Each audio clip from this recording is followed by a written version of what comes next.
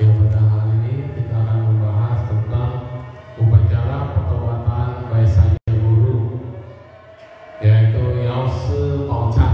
Ya, biasa kita sembahyangnya pas Poun, Yause Paucan. Ya, terus juga besok bulan depan kita mau membacakan Yause Ci. Yause Ci adalah sutra daripada Baisanya Guru Buddha. Jadi di Mahayana ini ada Buddha yang luar biasa. Yang pertama kita kenal sudah biasa disebut dengan Amitabha atau Amitabha. Yang kedua kita mengenalnya sebagai Yosefo. Nah, Yosefo ini berada di sebelah timur. Biasanya orang tahunya mengobati sakit. Jadi Yosefo Chan, ya, buat yang nggak ngerti artinya, selama ini kita udah baca, sekarang mulai belajar. Sebenarnya kita baca apa sih, gitu kan? Cuma pai-pai tapi nggak ngerti-ngerti. Para Buddha mengajarkan upacara pertobatan Baisanya Guru di Bodhimanda karena para Buddha dengan penuh cinta kasih memikirkan semua makhluk. Tetapi kita makhluk hidup memiliki ketidakmurnian yang serius. Kegelapan batin menyelimuti kita. Kita tidak mengerti tentang sebab dan akibat. Kita juga tidak tekun bertobat dan berubah. Keserakahan dan kebencian dan kebodohan batin kita yang ceroboh tidak terukur dan tidak terbatas. Kita membunuh, mencuri, dan memiliki nafsu keinginan yang tidak terukur dan tidak terbatas. Kesalahan dan ketidakmurnian yang telah kita lakukan tidak terukur dan tidak terbatas. Karma kebencian yang kita ikat dengan makhluk lain tanpa terasa terus tumbuh semakin dalam, semakin kuat setiap harinya. Jadi para Buddha mengajarkan upacara ini untuk apa? Dengan cinta kasihnya memikirkan semua makhluk, tapi kita masih diliputi oleh kekotoran batin. Kita masih terus diliputi oleh kegelapan batin, dan kita selalu ceroboh akan kebaikan, melakukan pembunuhan, pencurian, dan nafsu keinginan yang tidak terbatas.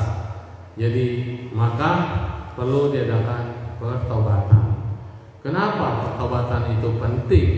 Karena pada dasarnya pertobatanlah yang meringankan diri kita. Coba kalau seandainya kita memiliki kesalahan, tapi kita pendam terus, enak nggak rasanya? Di hati punya kesalahan, tidak diungkapkan, tidak diakui, rasanya tidak nyaman. Demikian juga ini kita melihat bahwa usia manusia saat ini sangat amat cepat sekali. Usia 75 tahun sudah batas usia. Jadi kalau kita lihat kematian yang belum waktunya dan diturunkan dari tingkat yang tinggi ke posisi yang rendah, ini adalah ketidaknyamanan kita. Dulu enak punya posisi, punya jabatan, tiba-tiba dicabut jabatannya, diturunkan, ini tidak nyaman. Kekayaan yang tadinya berlimpah, tiba-tiba rugi, jatuh, hancur, dan miskin. Putra-putri kita meninggal dalam usia yang muda. Kita hidup sendirian dan kesepian. Ini adalah faktor-faktor kondisi yang menyebabkan kita menderita. Bertemu dengan salah satu 9 jenis kematian sebelum waktunya, dan kita jatuh ke alam rendah. Hasil-hasil menyakitkan ini mengganggu kita. Maka kita harus menanggung buah daripada perbuatan yang kita lakukan. Buah karma buruk pasti datang, baik dalam waktu dekat maupun dalam waktu mendatang. Buah kejahatan juga sama, tidak bisa skip, tidak bisa lari. Buah kejahatan juga akan berbuah, bahkan kita tidak bisa escape, kita tidak bisa lari. Bagi mereka yang ingin membawakan sutra Purwa Pranidhana Wisesa Wistaraguna Sutra, ya, ini harus membuat 7 lubang serta tegata dan menyalakan 7 pelita di hadapan setiap lubangnya, menjaganya agar tetap menyala selama 49 hari sehingga pancarannya bersinar tanpa henti. Nanti kita bulan Oktober akan ada penyalahan pelita khusus untuk sembahyang 7 hari Baisanya Guru. Jadi ada yang 49 pelita, ya boleh beberapa nama itu keluarga. Ada yang pasang 7 pelita. Nah biasanya semua Yosefu itu 7 pelita, 7. Kalau misalnya ada keluarga semua banyak yang 49, satu orang ya bisa 1 pelita, ya.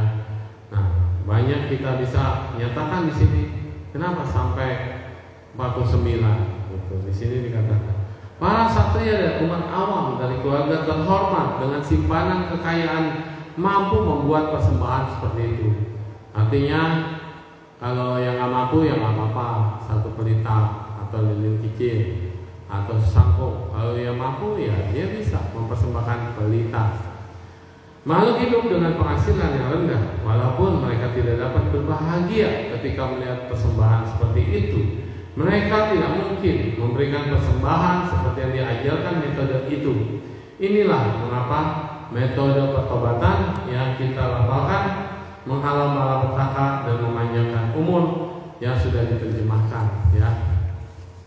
Jadi pemasangan pelita itu buat yang mampu, silakan. Makhluk hidup mempraktekkan metode ini juga harusnya memakan vegetarian, melatih sila, membersihkan diri mereka. Tinggal di wihara atau biara, mereka harus mengatur agar sesama meditator atau orang baik lainnya turut berpartisipasi, mencuci, menyapu aula, lalu menghiasinya. Persembahan harus diberikan dan memberikan pujian, melafalkan teks-teks sutra, dan kemudian bernama secara dengan ketulusan mendalam. Karena semua ini dipraktekkan, maka semua akan yang diharapkan bisa terpenuhi atau bisa tercapai. Mahayana khususnya lebih banyak praktik sembahyang daripada Dhammadesana. Maka kita di Wihara Bandung ini diusahakan seimbang. Ada sembahyangnya, ada meditasinya, ada ceramahnya, sehingga kita bisa mengenal Dhamma. Sembahyang pertobatan banyak yang titip nama, ya. Ya memang ada hasil, tetapi lebih baik lagi kalau kita datang. Kita datang, kita bertobat dan kita ikut pai. Kita bayangin semua leluhur kita, orang tua kita juga bertobat. Nah, di sini katakan untuk menyatakan pertobatan atas kesalahan kita di masa lampau, Wimalakirti Nidyasa Sutra atau Wemo Cecing menganjurkan kita agar berubah dari kebiasaan buruk di masa lampau dan melatih secara benar di masa mendatang, membersihkan tubuh dan pikiran hingga bersih, mengakhiri seluruh perbuatan buruk dan berikrar untuk tidak melakukan kesalahan seperti itu lagi. Dengan cara ini kita akan dimurnikan. Jadi dimurnikan bukan dalam arti kata langsung ada dihapus segala buruknya. Kita harus berubah, bertobat, bertekad, mengubah, dan kemudian semua yang kita harapkan semoga bisa tercapai, ya. Lalu terus pertobatan nama-nama Buddha, itu 1 nama Buddha, 1 nama Skara.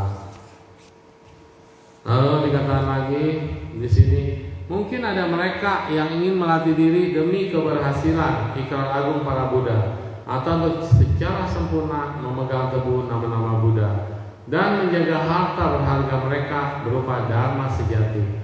Mereka ingin mencapai Anuttara Samesambodhi dan menghiasi mereka dengan 32 tanda agung keluhuran seorang Buddha.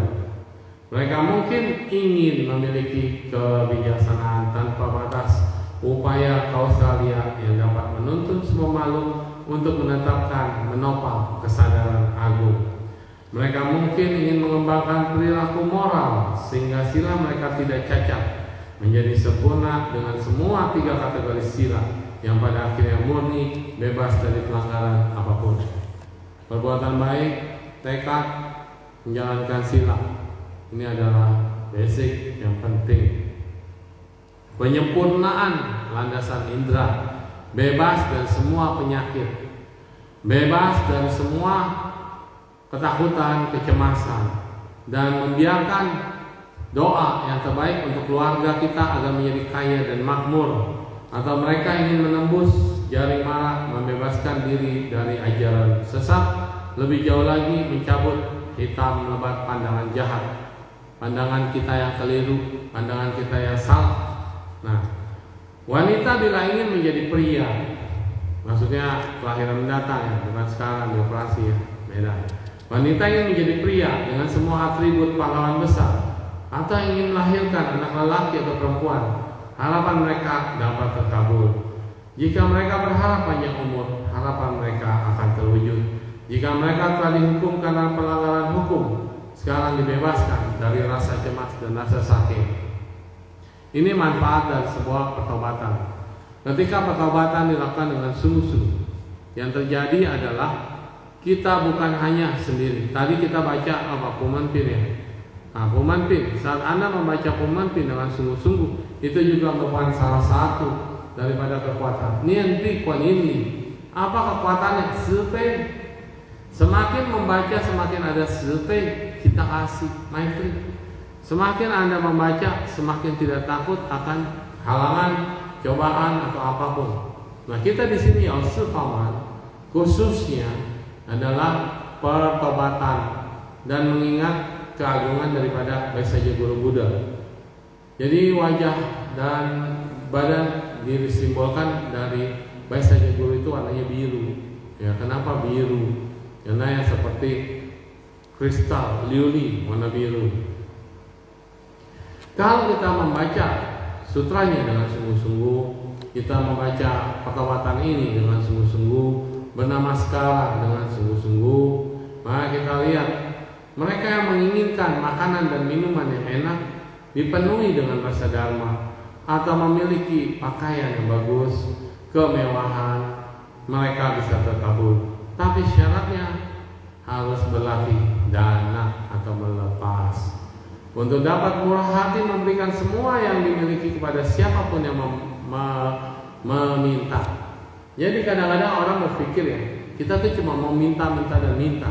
Kita lupa rumusan di alam semesta ini adalah siapa yang memberi, dia akan menerima. Jangan dibalik, menerima baru memberi. Jadi sebetulnya salah itu adalah tata bahasa. Terima, kasih. Kita terima dulu, baru kasih. Take and give. Take dulu, baru give. Harusnya kasih, terima. Setelah kita memberi, maka kita bisa menerima. Lalu berterima kasih. Ya, begitu ya. Nah, karena ini rumusan semesta. Orang pengen bijaksana tapi nggak mau belajar. Yang mau jadi bijaksana dia harus belajar dulu, baru bijaksana.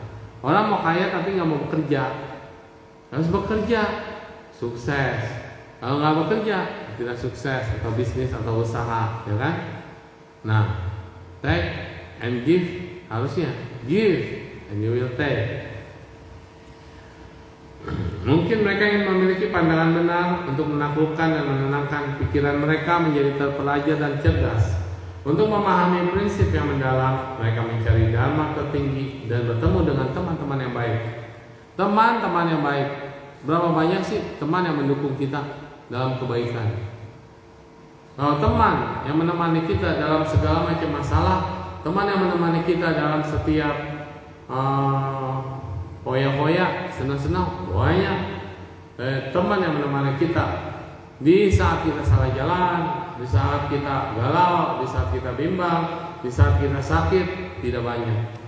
Nah, maka daripada itu, kalau kita mau memilih teman, pilihlah teman yang tidak akan meninggalkanmu di saat kamu kesulitan. Lakukanlah pertobatan dengan sungguh-sungguh.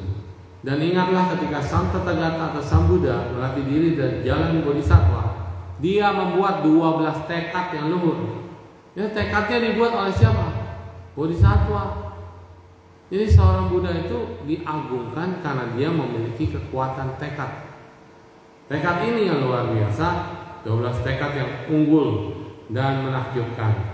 Jasa kebajikan yang luar biasa dari tekad ini dapat menuntun mereka yang mendengarkan untuk menghapus rintangan karma dan memenuhi harapan mereka. Hanya para bodhisattva yang akan menjadi seorang Buddha dalam satu kehidupan yang mampu memahami dharma ini dan mempercayai apa adanya. Kita tidak seharusnya menyia-nyiakan tubuh ini, kehidupan dan kekayaan. Kita juga harus menggunakan kekuatan kita semaksimal mungkin dalam membuat perhiasan, maka hasil yang diharapkan dapat terwujud. Untuk itu kami dengan kesungguhan hati menyatakan perlindungan dan memberi hormat serta bernamaskara. Lalu semua nama-nama Buddha disebutkan. Tekad-tekad yang luar biasa adalah ikrar fundamental. Semoga para makhluk suci menyaksikan kami pada hari ini yang berharap melatih untuk mencapai anuttara samya sambudi demi kepentingan semua makhluk. Tekad dan karma kami dihapuskan dan kami dapat mencapai pantai seberang. Semoga kami bisa membuat tubuh kami bermanifestasi di mana-mana, memberikan persembahan kepada 3 permata di 10 penjuru, dalam satu pikiran menyelamatkan semua makhluk di 6 tingkat alam, sehingga mereka bisa menyatu dengan kebijaksanaan agung yang setara. Manusia biasa tentu tidak bisa menyebarkan tubuhnya menjadi banyak, tetapi kita bisa visualisasi, kita bisa membayangkan. Ini ada bayangan banyak Buddha ya. Satu kotak ini banyak Buddha, banyak lampu. Ini juga bisa membayangkan diri kita di hadapan satu Buddha itu memberikan penghormatan dan persembahan. Karena kekuatan pikiran bukan terbatas oleh fisik, kekuatan pikiran adalah tanpa batas. Jadi pikiran kita adalah pencipta, pikiran kita adalah penentu, pikiran adalah pe-creator. Segala sesuatunya ditentukan oleh pikiran. Saat pikiran kita baik, saat pikiran kita terfokus, saat kita memikirkan para Buddha, para Bodhisattva, walaupun kita hanya membayangkan kondisi banyak sekali para Buddha, itu sudah karma baik. Ya, itu sudah karma baik. Itu karma dengan pikiran. Demikian kalau kita jahat juga dengan pikiran. Kita di rumah atau kita bagaimana, kita memikirkan pikiran yang tidak baik, itu ya pikiran jahat. Ya. Nah, baik saja Guru Buddha Tathagata di sini. Ia yang negerinya terbuat dari lapis lazuli, kristal, Waiduria, ya, yang terus-menerus menimpahkan cinta kasih, welas asih, rasa empati atau joyful atau kebahagiaan dan keseimbangan batin. Ini adalah Brahma Wihara, Maitri, Karuna, Mudita, Upeksa. Ia yang dengan pertobatannya menyeberangkan semua makhluk yang sedang bingung. Kami memuji dan berlindung dan bertekad semoga ikrar kami bisa terpenuhi. Namo Xiao Cahaya Soya Sofo atau namo baik saja Guru, baik saja Guru, baik saja Guru. Nah, ini adalah bagian pertama daripada syair pertobatan. Tekadnya ya, sekarang tekadnya. Kami bersama dengan semua makhluk dari waktu yang tidak berawal hingga sekarang, karena nafsu keinginan dan pandangan dari dalam membedakan antara diri sendiri dan orang lain, dan nafsu luar berteman dengan teman-teman yang tidak baik. Aku tidak mengikuti dan berbahagia bahkan atas sehelai rambut perbuatan mereka yang dilakukan oleh orang lain. Aku tidak bahagia, namun aku melakukan berbagai kesalahan melalui ucapan, perbuatan, perkataan, dan pikiran. Bahkan jika perbuatan salah itu tidak besar, tapi pikiran dibaliknya sangatlah luas. Pikiran itu terus-menerus berlanjut siang dan malam tanpa henti. Siapa yang menyebabkan kita terseret dalam penderitaan? Ternyata pikiran kita sendiri. Di saat kita semakin berpikir yang jelek terhadap orang lain, atau kita tidak puas dengan diri sendiri, disitulah kita sudah mencetak blueprint kita tentang ketidakbahagiaan. Orang berbuat baik harus ada pengorbanan.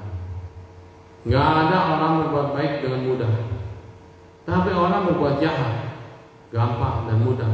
Orang terjatuh ke bawah lebih mudah daripada orang naik ke atas. Itu logikanya. Mau nanjak sama mau jatuh lebih mudah. jatuh daripada nanjak. Maka jangan sampai kita menutupi kesalahan-kesalahan kita, dan kita harus melihat alam-alam menderita itu. Kenapa mereka terlahir dalam menderita? Kenapa? Karena tidak ada dua hal. Apa itu? Malu untuk berbuat jahat. Gak ada rasa malu. Sekarang orang berbuat jahat bangga, senang, pamer. Ditangkap pakai jaket oranye, senang, bisa tweet. Gak ada malu untuk berbuat jahat, dan tidak ada takut akan akibat dari perbuatan jahat. Rasa takut ini harusnya muncul. Ini adalah hiri dan otapa. Dengan ada rasa malu berbuat jahat dan takut akan akibatnya, ini yang disebut dharma pelindung dunia.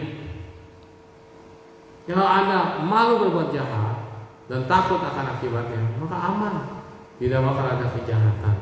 Kalau kita sudah terlanjur melakukan kejahatan yang sengaja maupun tidak sengaja, ya harus bertekad dan bertobat. Lalu ada lagi penyakit yang disebabkan karena arogansi, kesombongan, keserakahan, dan kebencian serta iri hati. Ini disebut sebagai penyakit. Ya, penyakit bukan hanya virus, bukan hanya penyakit yang ada dalam fisik, tapi penyakit batin berupa keserakahan, kebencian, iri hati, arogansi, kesombongan. Penyakit ini ada dalam setiap manusia, termasuk dalam diri saya. Kita sedang mengobati penyakit, bukan menambah penyakit. Kita mau mengoperasi sesuatu penyakit yang sudah sangat berakar, sangat kuat. Kita mau buang, kita mau hilangkan itu semua. Nah, yang lebih parah adalah penyakit berupa tidak berbakti. Tidak berbakti pada orang tua adalah penyakit yang berat. Melakukan perbuatan buruk berat, memfitnah dan menghina tiga permata. Penyakit karena gagal menjalankan vegetarian, penyakit karena melakukan pelanggaran sila, penyakit memuji diri sendiri dan mencemarkan nama baik orang lain. Ini juga penyakit. Kadang-kadang nggak sadar kita tuh senang jelek-jelekin orang. Jangan bilang-bilang ya si A tuh gini. Nggak sadar kita. Itu penyakit. Ya. Nah, penyakit karena keinginan punya suara halus mengejar objek nafsu. Penyakit keserakahan karena wangi-wangian dan kontak yang menyenangkan alias pleasure ya. Penyakit karena mempunyai pandangan yang salah dan terbalik, terbalik. Penyakit kecanduan pergaulan bebas, mabuk-mabukan, hedonisme dengan kemewahan. Penyakit berupa bertemu dengan dokter yang meresepkan obat yang salah. Penyakit dari bencana yang tidak terhitung banyaknya. Masalah hinaan yang menindas, mengganggu dan mensalahkan tubuh dan pikiran kita. Hari ini bencana alam di mana-mana. Di Kanada, Italia, hari yang sama berbarengan 2-3 hari ini. Kemarin gempa di Jepang, di Taiwan. Hari ini banjir mana-mana, banjir bandang, Filipina, Taufan. Hari ini juga ada yang tetap mau berperang, ada yang ingin menggunakan nuklir. Sebetulnya kalau alam udah ngamuk, nggak usah pakai perang. Gedung yang tinggi aja langsung rubuh. Jalanan yang panjang, yang kuat, yang fondasinya bagus langsung retak. Bumi bisa ambles. Air yang tadinya cuma di laut bisa ke daratan. Daratan bisa ambles. Alam ini lebih seram. Hukum karma kekuatannya lebih seram. Orang berpikir, oh ya perang, no problem, ayo seru. Ketika kita banyak melakukan pembunuhan, every day, berapa banyak pembunuhan yang dilakukan oleh manusia karena ingin nafsu makan.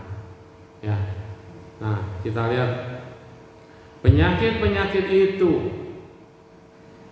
ditekadkan kita harus memasuki samadhi yang disebut dengan pengusir rasa sakit dan kesengsaraan semua makhluk hidup. Ada samadhinya, ya. Ketika memasuki samadhi ini, cahaya yang agung bersinar keluar dari mahkotanya. Ini cakra mahkota maksudnya. Kalau kita belajar sama ini, kita masuk cahaya dari cakra mahkota. Tapi dengan meditasi, membebaskan semua makhluk dari penderitaan dan memikirkan kesengsaraan dan sakitan dari hati kita, ini keluar cahaya lewat mahkota. Dan ke cahaya ini luar biasa. Dengan cahaya yang tanpa batas, dengan alunan mantra yang luar biasa. Apa mantranya? Namo Bhagavate Vaisaja Guru Vaidrurya Tabarajaya Tatagataya Arhate Samya Samudaya Tadhyata Om Vaisaje Vaisaje Vaisaje Samudate Swaha. Namo Poce Pati Visasa Ciri Piriuli Olai Pohala Seye Tanta Cetoye Olai Hadi Samya Samutoye Tan Seta Om Visasa Visasa Visasa Samoye Swaha. Cahaya dari hati tentang mantra Vaisaja Guru menyinari semua mereka yang sakit, mereka yang menderita, mereka yang masih dilampaui oleh penyakit fisik dan jasmani. Saat mantra muncul dalam cahaya yang berakhir, bumi bergetar dan memancarkan sinar yang agung yang mengakhiri semua rasa sakit dan penyakit yang menimpa makhluk hidup. Sinar itu membawa kedamaian, keamanan, kegembiraan pada semua makhluk. Dari sini kita mengetahui bahwa perbuatan, kekuatan, pertobatan dan perubahan adalah obat yang mujarab untuk semua penyakit pikiran dan resep yang langka untuk menghindari kelahiran dan kematian. Yao Secong Vaisaja Guru mantra. Kalau sungguh-sungguh kita baca pakai hati, maka hasilnya bisa kita rasakan, ya. Semua rasa sakit dan penyakit yang menimpa makhluk ini. Ada raja penyembuh agung yang membagikan obat yang tepat untuk menyembuhkan setiap penyakit. Apa itu raja obatnya? Obat apa yang diberikan? Yakni cinta kasih, kasih sayang, empati, dan keseimbangan batin adalah obat-obat. Seuliang sin namanya, atau Brahma Wihara Maitri Karuna Mudita UPK. Ini adalah obat yang sangat dahsyat. Kesabaran dan kelembutan juga adalah obat bagi orang yang tidak sabar dan orang yang kasar. Keyakinan yang benar pada 3 permata juga adalah obat. Menanam berkah dan kebijaksanaan dengan rajin adalah obat. 6 paramita juga obat. Mengonsumsi embun surgawi atau amarta atau eta peswe adalah obat. Mendambakan dharma sejati adalah obat. Ini maksud obat bukan berarti pil. Ini maksud obat bukan hanya obat-obatan yang bisa mengubah fisik atau penyakit fisik, lebih ke arah pada apa? Pada batin. Pengobatan pada batin yang muncul karena memiliki cinta kasih, welas asih, keseimbangan, kesabaran, kelembutan, keyakinan, dan menanam berkah dan kebijaksanaan.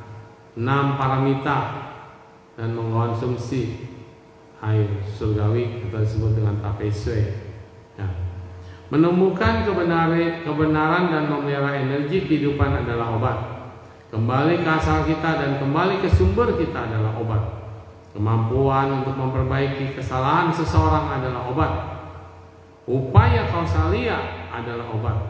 Tidak tergoda oleh bentuk-bentuk suara adalah obat. Memurnikan pikiran dan memutuskan nafsu keinginan adalah obat. Selalu gunakanlah obat-obatan seperti ini. Energi kehidupan muncul dari kebenaran. Orang yang berjalan di jalan kebenaran, orang yang berjalan dengan hal-hal yang baik akan memiliki energi kehidupannya yang positif. Banyak orang udah sakit, mentalnya sakit, udah nggak ada lagi energi hidupnya. Kenapa? Karena tidak berjalan di jalan kebenaran. Bingung karena ketakutan, stres, cemas, takut ketangkap. Tapi orang yang berjalan di jalan kebenaran, dia akan memelihara energi kehidupan yang luar biasa. Kembali ke sumber diri kita. Memperbaiki kesalahan seseorang adalah obat. Kemudahan adalah obat. Buatlah semua obat ini dengan cara yang benar, yaitu digiling, disaring, dicampur, dan diberikan dalam dosis yang tepat. Ketika makhluk hidup sakit, mereka sakit karena penyakit yang sama, dan obat yang dibutuhkan adalah obat yang sama. Adalah pandangan terbalik apabila menganggap bahwa terdapat banyak dharma. Jika kita menemukan realitas tertinggi dari satu kesadaran sejati, apa yang meningkat, apa yang berkurang, apa yang murni, apa yang tercemar, apa yang baik, apa yang jahat, apa kesalahan dan apa itu berkah, apa itu penyakit, apa itu obat. Dalam Dharma, ketika kita memiliki esensi kehidupan, Anda memiliki cinta kasih, nggak takut. Anda memiliki welas asih, Anda memberi, menolong orang, membahagiakan orang. Dengan Anda memiliki kebahagiaan, mudita cita. Kenapa? Rezekinya ngalir, jalannya baik, disayang banyak orang. Nah, dengan memiliki dharma, kita tidak pernah takut akan penyakit batin. Jadi banyak orang takut tentang penyakit batinnya. Kenapa? Karena dia tidak tahu esensi sebab akibat. Orang tahunya ayah komplain, marah, kesel.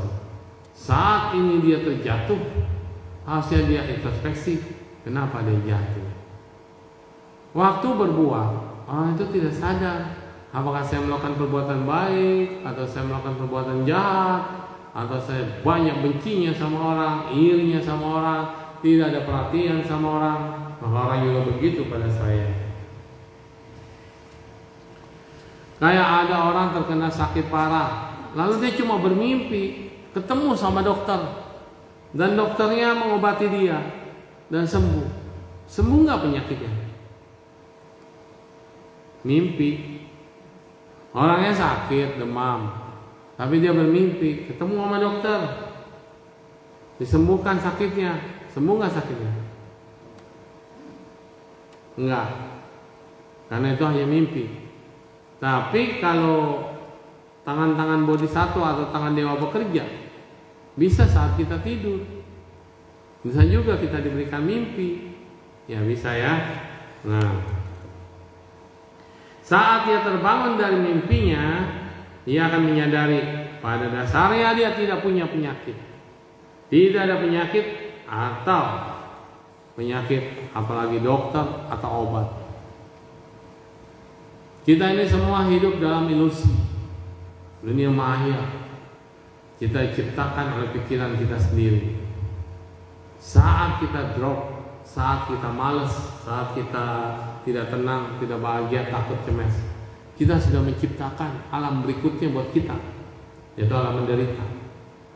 Saat kita tenang, saat kita bahagia, saat kita senang berbuat baik, berteman dengan siapapun karena kebaikan, saat itu kita sudah menciptakan kondisi bahagia buat diri kita dan hidup kita.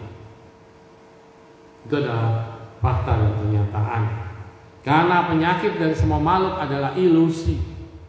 Kita menciptakan sakit buat diri kita sendiri. Gak ada kondisi yang menyenangkan, komplain, marah, tidak bisa keluar, kayak semua itu udah mampet. Karena itu semua ilusi yang kita ciptakan. Obat-obat yang diberikan Triratna hanyalah satu obat ilusi. Jadi kita dapat mengetahui bahwa semua dhamma yang diucapkan Tathagata memiliki kualitas dan rasa yang tunggal, adalah kualitas pembebasan, kualitas pemisahan, kualitas penghentian, dan pada akhirnya rasa yang sama, yaitu nirwana. Dan Buddha hanya mengajarkan kita satu rasa kenikmatan kebahagiaan sejati. Nah, ketika kita melihat kebaikan dari para Buddha, kita memungkinkan untuk terlahir di alam yang lebih baik dan bertekad. Lalu di sini dikatakan lagi, sepanjang semua jam di siang dan malam hari, kita mempraktekkan jalan kebenaran dan jalan kebaikan. Harus memberikan persembahan kepada yang dijunjungi, yaitu Buddha Vaisajaguru, dengan membacakan mantra dan sutranya sebanyak 49 kali dan menyalakan 49 pelita selama 49 hari. Di Buddhis angka 1749 banyak. Kenapa? Karena orang India percaya 49 adalah 7 kali 7 kebahagiaan. Jadi pembacaan sutra Vaisajaguru kita nanti lakukan selama seminggu. Satu hari berapa buku ya? 7 ya. Satu hari 7 buku. 7 hari berarti kita sudah membaca 49 sutra, ya. Nah, kalau kita pasang pelitanya 49, ya komplit, ya. Nah, harapannya begitu.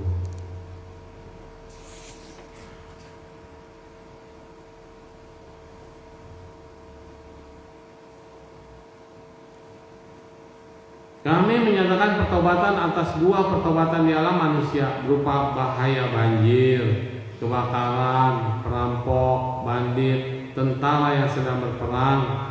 Kami menyatakan pertobatan atas buah karma di manusia yang berupa bahaya dari binatang-binatang buas seperti singa, harimau, serigala, ular berbisa, kalajengking, lipan, serangga beracun.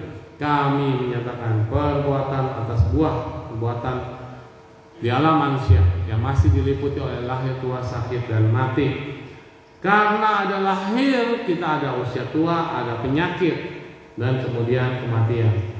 Karena kita masih memiliki perasaan, maka muncullah yang namanya kekhawatiran, kesedihan, penderitaan, dan kesusahan. Tapi tak perlu khawatir. Penderitaan lenyap, kebahagiaan muncul. Kecemasan lenyap, ketenangan muncul. Kesedihan lenyap, kebahagiaan pasti muncul. Juga sebaliknya. Dengan kekuatan tekad kami untuk bertobat di sini, semoga semua makhluk terbebas dari 3 alam rendah. Semoga semua makhluk hidup yang memiliki karma mereka bisa bertobat untuk melayani semua makhluk. Semoga karma yang membuat mereka menjadi kerbau, kuda, unta, yang binatang-binatang yang terus-menerus dicambuk dan dihukum. Kenapa begitu? Karena kelahirannya sebagai manusia juga sangat lambat. Ada manusia yang tanpa disuruh dia sudah bisa melakukan dengan baik. Ada manusia yang cambuk dulu baru jalan. Jadi karakter ada 4 manusia. Gak usah dibilangin dia udah tahu. Dibilangin dia tahu, udah dibilangin dia nggak jalan dan dia nggak tahu, dicambuk baru dia jalan. Ada kriteria orang-orang seperti itu. Ini kita harus bertobatkan. Kami bertobat atas sebuah perbuatan di alam manusia yang berhubungan dengan hantu-hantu dalam mimpi buruk yang muncul, seperti voodoo, zombie, penyihir, hantu, santet, dan mereka diburu oleh makhluk-makhluk seperti itu. Demikian juga manusia dan dewa di masa kini dan masa depan. Buahnya berupa kemalangan, malapetaka, bencana, wabah, kematian, masalah, pemborosan, korupsi yang membuat mereka menderita. Jadi kembali lagi intinya adalah hindari perbuatan jahat. Dan kita bertobat. Kita berdoa nih. Doakanlah makhluk lain. Doakanlah kita sendiri supaya kita cepat mencapai pencerahan dan mengingat kembali rasa sakit dari kelahiran dan kematian yang terus-menerus terjadi pada diri kita. Kita berdoakan semoga keluarga dan kerabat kita menikmati kekayaan, harta benda, gudang harta yang berlimpah. Semoga mereka semua memiliki ketampanan wajah yang sempurna, cerdas dan bijaksana, berani, kuat dan sehat. Ini kita mendoakan orang lain, otomatis doanya akan kembali pada diri sendiri. Semoga kita menerima perlindungan dari para jenderal, bantuan dari para Buddha dan makhluk suci, dan dilindungi dengan cinta kasih sepanjang masa. Lalu kemudian kita melakukan pertobatan. Semoga semua makhluk bebas dari penyakit, keluarga dan kerabat mereka menikmati kekayaan dan harta benda yang berlimpah. Semoga semua makhluk bisa terlahir sebagai pria lengkap dengan ciri-ciri pahlawan agung, dan semoga mereka merealisasikan pencerahan. Kami berharap bahwa makhluk-makhluk hidup yang sedang mengalami masalah dengan hukum, yang menderita siksaan dan penindasan, bisa dibebaskan. Kami berharap bahwa makhluk hidup akan menerima makanan dan minuman yang cukup, tidak kekurangan, memiliki pakaian yang cukup untuk dikenakan. Kami berharap semua makhluk memiliki panjang umur, kaya raya, memperoleh jabatan yang baik, dan memiliki putra dan putri. Keinginan mereka semua dapat terpenuhi, terjauh dari segala macam bencana dan 9 kematian yang terjadi sebelum waktunya. Semoga tidak ada bencana perang, kekacauan disebabkan oleh bandit, pencuri, dan keserakahan untuk menjajah negara lain, sehingga semua kejahatan bisa berangsur-angsur berkurang. Semoga negara-negara mengenal kedamaian. Semoga semua angin dan hujan turun pada waktunya. Semoga tanaman matang hingga panen. Semoga semua makhluk hidup berbahagia. Semoga praktik dan ikrar mereka untuk mencapai pencerahan meningkat, sehingga menganggap makhluk suci dari mereka dan berikrar dari kehidupan ke kehidupan. Setiap saat kita tidak akan dilahirkan sebagai orang barbar, tapi dilahirkan dalam keluarga mulia yang punya keyakinan yang besar. Ya, jadi dari sini kalau kita lihat bahasanya guru, kembali lagi pada diri kita. Ngapain sih berobat ke dokter? Oh, saya supaya cepat sembuh. Sampai di dokter, dokternya nanya, sakit apa? Ya, harusnya dokternya tebak dong, kita sakit apa ya? Ditanya dulu sama dokter, sakitnya apa? Dokter tinggal memberikan obat. Tapi kalau obatnya tidak kita minum, sakit kita berkurang nggak? Udah dikasih obat, obatnya biarin aja. Karena saya cuma mau butuh dokternya, ganteng katanya gitu. Nah, jadi nanti ke dokter lagi, sakit apa? Ada sakit apa-apa dok? Cuma pengen ketemu aja gitu ya. Dalam hidup tua, siapa sih yang nggak tua? Semua orang bisa tua. Apa sih resiko dari tua? Sekarang nih lagi demen nih tarik-tarik benang, tarik filler segala macam ya. Suntik-suntik, kencengin. Gampang kalau mau, minta dokternya bedah kita punya kulit muka. Bedah semuanya kulitnya utuh. Jadi kalau nanti kendor, tinggal tarik aja kayak karet kan. Gampang ya? Gampang. Emangnya topeng atau masker. Ini adalah badan jasmani kita, fisik. Udah pasti tua, udah pasti peot. Kenapa tarik-tarikin? Aduh, atau biar suami tidak pergi kemana-mana. Lalu kita lihat, ini kan percobaan. Teknologinya baru ketemu sekarang. Tapi teknologi zaman dulu, yang operasi plastik, hasilnya siapa? Sekarang. Mukanya pada turun-turun, dan kemudian pada hancur-hancur, hidungnya gagal, baru berasa puluhan tahun ke depan. Kecantikan yang sejati muncul dari hati setiap insan. Dengan hati kita sudah cantik, Anda memancarkan aura, sinar yang membuat orang lain menjadi cantik. Jadi ada satu cerita Ilin Kuose. Ilin Kuose adalah cerita biksu Ilin. Biksunya ganteng banget. Ganteng banget. Tapi dulunya dia itu buruk rupa. Jadi waktu zaman sebelum kelahiran yang sekarang itu sebagai Ilin, dia adalah sosok biksu yang buruk rupa, bongkok, ininya toto keluar atau tuh apa tuh macam-macam, pokoknya seram sekali dan gak ada yang mau dekat sama dia. Tapi tulisannya bagus, sufanya atau kaligrafinya bagus. Apa yang terjadi? Biksu ini minder karena dia tidak mau ketemu orang-orang. Tapi sufanya di wihara itu dipasang. Suatu saat datanglah seorang putri bangsawan. Begitu dia lihat sufa atau kaligrafi di wihara itu, orang tulisannya bagus. Apa yang Anda pikirkan? Pasti yang nulis juga ganteng, ya, atau cakep, gitu kan? Nah, dia penasaran karena jarang banget nih orang punya skill sufa yang luar biasa bagus, skill kaligrafinya bagus. Akhirnya dipanggil seluruh kepala wihara, tolong semua biksu keluar, tolong dipanggil semua dan tanda tangan di sini. Kenapa harus tanda tangan? Dia pengen tahu tulisan tanda tangannya sama nggak sama ini kaligrafi. Putri ini jago kaligrafi, jadi dia lihat semua biku yang datang berkumpul, dia kasih dana paramita, lalu kemudian satu demi satu tanda tangan, beda, sampai terakhir dia tidak menemukan penulis. Dari semua biksu yang ada udah keluar. Dia tanya lagi, ada nggak sih yang masih bersembunyi atau di tempat lain? Ada nggak masih biku yang belum keluar untuk ngambil ini ampau?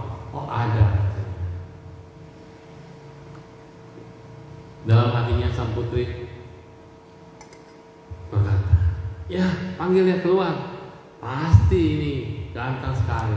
Begitu keluar, buruk rupa, tuan putrinya pingsan karena tidak sesuai ekspektasi. Banyak orang berpikiran ingin begini, ingin begitu, ekspektasinya udah terlalu tinggi. Taunya keluar bongkok, buruk rupa. Dan ketika mau tahu tuan putrinya pingsan, akhirnya si buruk rupa ini, biksu ini merasa bersalah. Dan ketika bersalah, dia bilang, oh Buddha, baik saja guru, tolong bantu supaya dalam kelahiran mendatang saya memiliki faras yang cantik, ganteng rupawan, faras yang rupawan. Ya, dia selalu membaca Yao Secing, Sutra baik saja guru sutra, dan Yao Sicho. Namo Bhagavate bisa suci dulu boleh mohon saya dan jenaya walai dan bisa berdoa panjenengan bisa sama jadi soha. Terus dia baca. Hasilnya apa? Lahiran berikutnya, dia memiliki tubuh yang transparan. Pernah lihat orang tubuhnya transparan? Jadi kalau kena matahari kelihatan. Ada ya? Teman saya kupingnya transparan. Kena matahari kupingnya bisa kelihatan. Muka sih nggak transparan. Intinya kulitnya lembut, halus, ganteng. Dan dia kembali menjadi biksu. Itu kan berapa? Disebutlah nama Ilin. Nah, biksu ini lumayan baik, rajin. Dia punya koko, kakak seperguruannya. Kakak seperguruan tiap hari tidur melulu. Jadi bangun pagi, makan, masuk kamar, tidur, nggak kelihatan lagi. Pokoknya nggak pernah kelihatan lah. Setiap terang hari itu sama matahari terbit, ini kakak perguruannya cuma kerja tidur. Dia ngintip ke kamarnya, emang lagi tidur. Akhirnya dia komplain sama gurunya. Guru, kakakku itu kerjanya tidur mulu. Dia tidak berbuat apa-apa. Ngapain dia jadi biksu? Lepas coba aja. Terus gurunya bijaksana. Gurunya bilang, baiklah kalian gak usah ribut, gak usah berantem. Kita bikin survei aja. Kita kasih tugas. Apa tugasnya? Salinlah baik saja guru sutra. Siapa yang paling dulu menyerahkan baik saja guru sutra, maka dia yang akan mewarisi tahta ini. Si Ilin senangnya luar biasa. yang luar biasa. Biku Ilin ini saya pasti menang. Terus kakaknya dilihat tiap hari siang nggak ngerjain, nggak suka dia, dia salin. Kakaknya nggak ngapa-ngapain. Yang dia lihat lagi tidur, Tahu-tahu hari ke-49 atau hari yang sudah dijanjikan, dia datang kepada gurunya. Guru, aku pemenangnya. Pede. Kenapa? Ini sudah selesai. Pasti kakakku tidak selesai. Dia tidur melulu. Kakakmu udah nyerahin beberapa hari yang lalu. Dia syok loh, kaget. Bagaimana dia bisa nyampe duluan? Nggak pernah ngeliat dia kerjain, nggak pernah ngeliat dia nggak tidur. Dia cuma tidur. Ternyata jangan pernah melihat orang dari covernya ada yang kelihatan. Ketika kamu tidur, kamu itu berjaga. Dia menyalakan lampu, melihat di altar, takut ada yang kebakar atau tidak. Dia melihat ronda semua, ada nggak yang naruh ular di wihara, ada nggak, aman nggak, dan dia menyalin sutra dari malam sampai pagi. Maka wajar dia duluan. Wow, ternyata nggak boleh menjudge seseorang. Dia berjaga sampai pagi, dia mengulang sutra sampai pagi, begitu ya. Nah, jadi yang tidurmu ternyata malamnya dia bekerja, malamnya dia menjaga wihara, dia meditasi, kemudian dia membuat sutra di malam hari. Nah, Ilin ini karena saking gantengnya, dia juga dinaksir lagi. Putri yang kemarin pingsan lahir kembali jadi saudagar wanita. Lalu saat dia pergi ke wihara dan dia lihat biksunya ganteng banget, nah, akhirnya memaksa si biksu untuk lepas jubah, menikah sama dia. Nah, akhirnya berbagai cara sampai dia sakit, si putrinya sakit. Akhirnya biksu ini melepaskan jubahnya dan menikah dengan putri ini. Tapi dia bilang sama teman-temannya, jubah saya jangan diganggu gugat karena saya pasti akan kembali. Pesta, begitu pesta malam pertama, Ilin berkata, hai istriku, sudahkah kamu sembuh karena menikah dengan aku? Iya, sehat banget sekarang, udah luar biasa. Baik, karena kamu sudah sehat, nah, saya akan kembali ke wihara. Kenapa? Karena saya punya sumpah menolong semua makhluk yang menderita, dan kamu sedang sakit, dan keinginanmu adalah untuk menikah. Sekarang kita sudah menikah, ya sudah, lepaskan saya. Mana bisa, nggak bisa. Baiklah kalau nggak bisa, kamu bercermin sekarang. Cantik banget kan, masih dandan ya. Cermin. Kebiasaan saya sebelum tidur adalah sanku ipai, 3 langkah namaskara, 3 langkah namaskara. Baik, no problem, nggak ada masalah. 3 langkah namaskara. Malam-malam kelilingin lapangan, 3 langkah namaskara, 3 langkah namaskara. Biksu udah biasa, istrinya nggak biasa. Terus istriku, tolong kamu bercermin lagi. Begitu bercermin kaget ya, siapa ini makhluk yang serem banget, kan keringetan, make up luntur. Make up dulu ya nggak kayak sekarang kan, make upnya kan lebih parah kayak Beijing Qingqi gitu kan. Ketika nangis atau kepanasan atau keringetan, make up luntur serem banget. Akhirnya Ilin Kosep minta izin, kamu apakah layak dengan aku? Gitu ya. Udah terkenal ini biksu Ilin, kembali ke wiharanya. Dan akhirnya si Tuan Putri memohon pada ayahnya untuk menganggap tidak ada kejadian apa-apa. Dia terima dan memohon untuk di wiharanya, di rumahnya dibangunin wihara.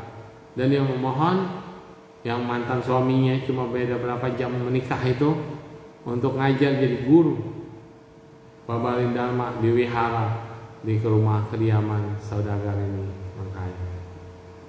Dan istrinya kemudian mencapai hasil juga. Nah, inilah cerita tentang kekuatan Baik Saja Guru. Jadi kalau ada yang mau supaya mukanya kinclong, mukanya apa, bolehlah pakai kosmetik, no problem ya, kosmetik yang sedang rame-ramenya. Tapi waktu membaca, waktu Anda pakai, Anda harus baca Namo Poce Pati bisa seciriu piliuli pola kohala siye anta cetoy. Bayangin terus ya, baca terus, bayangin terus kekuatan dari baik saja guru Buddha. Mungkin Anda akan lebih cantik, tapi nggak janji. Cantik yang sesungguhnya adalah inner beauty. Dia terpancar dari diri kita. Tadi kan dibilang cahayanya cinta kasih maitri karuna mudita upeka dari dalam diri kita keluar dari cakra mahkota terus menyebar tanpa batas. Kekuatan inilah yang akan kita berikan, maka kita akan mendapatkan. Gimana supaya orang dapat rezeki baik, jodoh yang baik, anak yang baik yang berjodoh dengan kita, kekayaan, kedudukan. Itu pancarkan ke semesta ini cinta kasih, welas asih, kebahagiaan, dan keseimbangan. Batin ini harus seimbang, ya. Oke, baiklah, itu yang bisa disampaikan. Nanti kita mulainya hari Sabtu tanggal 8 September, Oktober, 8 Oktober ya. Kita mulai sembahyang baca yang suci saja guru sutra ya. Semoga semuanya berbahagia. Tadi tahu gati-gati para gati perasaan gati beriswa. Tadi tahu gati-gati para gati perasaan gati beriswa. Tadi tahu gati-gati para gati perasaan gati beriswa.